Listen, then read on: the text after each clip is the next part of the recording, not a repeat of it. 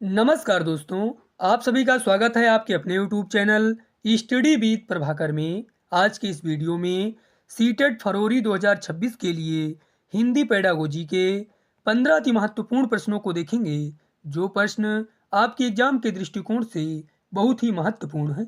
इसलिए आप सभी इस वीडियो को पूरा एवं लास्ट तक जरूर देखें। वीडियो अच्छा लगे तो वीडियो को लाइक करें और चैनल पर पहली बार हों तो चैनल को सब्सक्राइब जरूर करें। आइए आज की वीडियो को शुरू करते हैं। पहला प्रश्न है, योगात्मक आकलन का क्या उद्देश्य है? विभिन्न विद्यार्थियों में तुलना करना, शिक्षार्थियों पर बुद्धिमान, औसत अथवा धीमी गति से सीखने वाले का ठप्पा लगाना, विद्यार्थी के अधिगम के विषय में सूचना एकत्र करने के लिए विविध तरीकों का प्रयोग करना, साप्ताहिक आधार पर नियमित रूप से कक्षा परीक्षा कराना। योगात्मक आकलन का उद्देश्य है विद्यार्थी के अधिगम के विषय में सूचना एकत्र करने के लिए विविध तरीकों का प्रयोग करना। इसका सही उत्तर है विकल्प सी।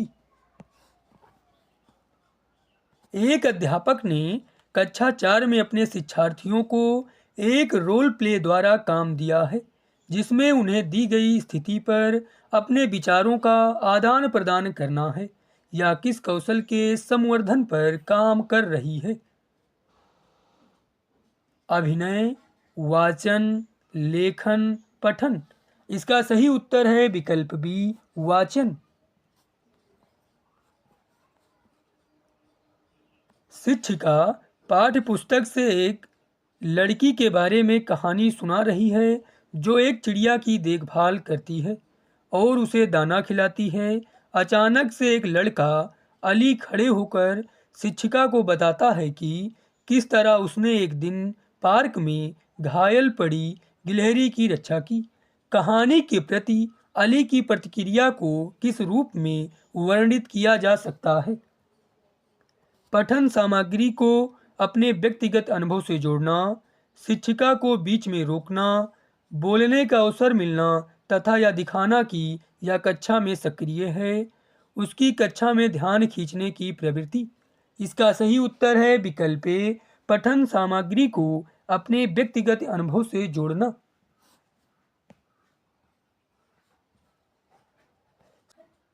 शिक्षक उभरते लेखकों में अच्छा लेखन कौशल कैसे विकसित कर सकते हैं?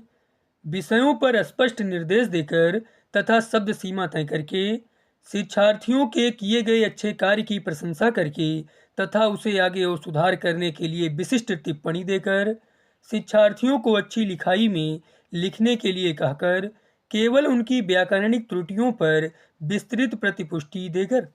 इसका सही उत्तर है विकल्प बी, शिक्षार्थियों के किए गए अच्छे कार्य की प्रशंसा करके तथा उसे आगे और सुधार करने के लिए विशिष्ट टिप्पणी देकर।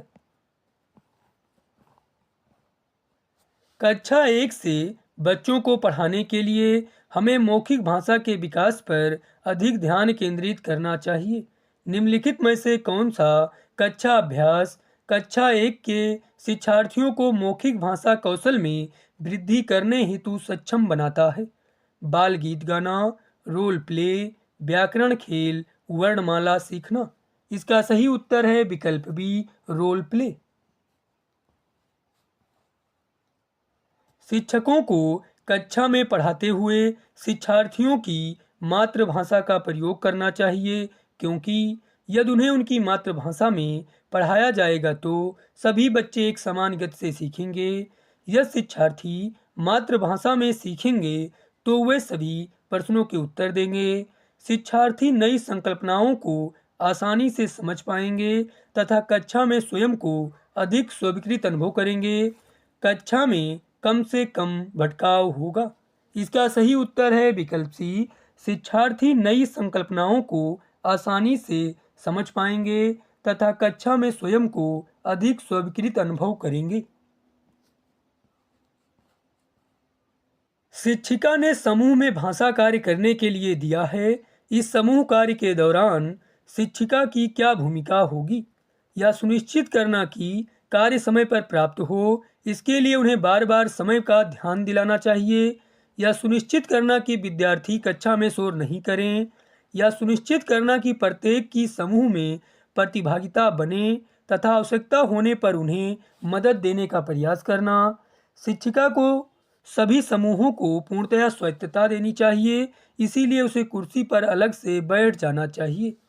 इसका सही उत्तर है विकल्प सी, यह सुनिश्चित करना कि प्रत्येक की समूह में प्रतिभागिता बने तथा आवश्यकता होने पर उन्हें मदद देने का प्रयास करना। रचनावादी कक्षा में भाषा अधिगम किस पर आधारित होना चाहिए? व्याकरणिक इकाइयों की ड्रिल और अभ्यास पर, शिक्षक द्वारा सुझाई गई पाठ्य पुस्तक को पढ़ाकर, या मान्यता है कि भाषा तभी सीखी जा सकती है जब शिक्षक विद्यार्थियों को भाषा सिखाए। विद्यार्थियों के पूर्व अनुभवों को आधार बनाकर प्रमाणिक कार्यों द्वारा नवीन ज्ञान की खोज। रचनावादी कक्षा में भाषा अधिगम आधारित होना चाहिए। विद्यार्थियों के पूर्व अनुभवों को आधार बनाकर प्रमाणिक कार्यों द्वारा नवीन ज्ञान की खोज। इसका सही उत्तर है विकल्प डी। भाषा को सर्वोत्तम तरीके से कैसे सीख सकते हैं? पृथकता में, संदर्भों में, वर्णमाला के क्रम में, जब शब्द एक एक करके प्रस्तुत किए जाएं। भाषा को सर्वोत्तम तरीके से सीख सकते हैं संदर्भों में। इसका सही उत्तर है विकल्प बी। बाल केंद्रित कक्षा में शिक्षक को क्या करना चाहिए? विद्यार्थियों की सुविधा के लिए पूरे पाठ के एक एक वाक्य को समझाना चाहिए। प्रश्नों के उत्तर लिखवाने चाहिए ताकि विद्यार्थी को आसानी हो। ऐसी प्रवृत्तियों का प्रयोग करना चाहिए जिसमें विद्यार्थी स्वयं से पहल करने के लिए प्रोत्साहित हो। शिक्षक विद्यार्थियों से जो भी अपेक्षा करते हैं उसे प्रदर्शित करना चाहिए। बाल केंद्रित कक्षा में शिक्षक को करना चाहिए ऐसी प्रवृत्तियों का प्रयोग करना चाहिए जिसमें विद्यार्थी स्वयं से पहल करने के लिए प्रोत्साहित हो। इसका सही उत्तर है विकल्प सी। निम्नलिखित में से कौन सा कथन भाषा के बारे में सही है? या व्यवस्थित है, या व्यवस्थाओं की व्यवस्था है, या नियमों तथा अपवादों का नियम है, या अनेक विचारों का विचार है। या व्यवस्थाओं की व्यवस्था है, या कथन भाषा के बारे में सही है। इसका सही उत्तर है विकल्प बी। भाषा अधिगम में निदानात्मक परीक्षण का क्या उद्देश्य है?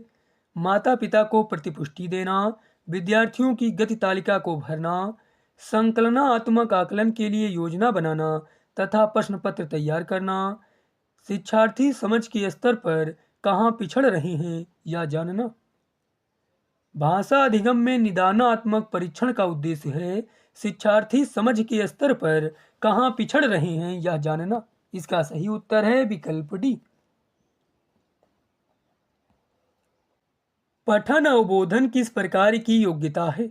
लिखित प्रतीकों को उनकी ध्वनियों में अनुवाद करने की योग्यता, प्रवाह में पढ़ने के लिए वर्णों को समझने तथा उनके अर्थ खोलने की योग्यता, पठन सामग्री में आए शब्दों को उनका अर्थ जानने की योग्यता, पठन सामग्री के साथ अंतःक्रिया के द्वारा अर्थ गढ़ने की योग्यता।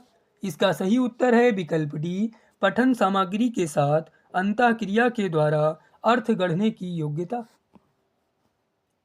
निम्नलिखित में से किस प्रकार के प्रश्न शिक्षार्थियों की रचनात्मकता का आकलन करने के लिए सहायक होंगे? खुले अंत वाले प्रश्न, एक शब्द वाले प्रश्न, बहुविकल्पिक प्रश्न, सत्य असत्य प्रकार के प्रश्न। इसका सही उत्तर है विकल्प ए, खुले अंत वाले प्रश्न। कक्षा 3 की अध्यापिका अंकिता को पता चलता है कि शिक्षार्थी नवीन जानकारी को मौखिक रूप से लेने के बजाय लिखित रूप से लेना पसंद करते हैं। इन शिक्षार्थियों की अधिगम शैली कौन सी है? गतिबोधक, श्रव्य, सौंदर्यबोध, दृश्य। इसका सही उत्तर है विकल्प डी, दृश्य। आप सभी को यह वीडियो कैसा लगा हमें कमेंट करके जरूर बताएं। धन्यवाद।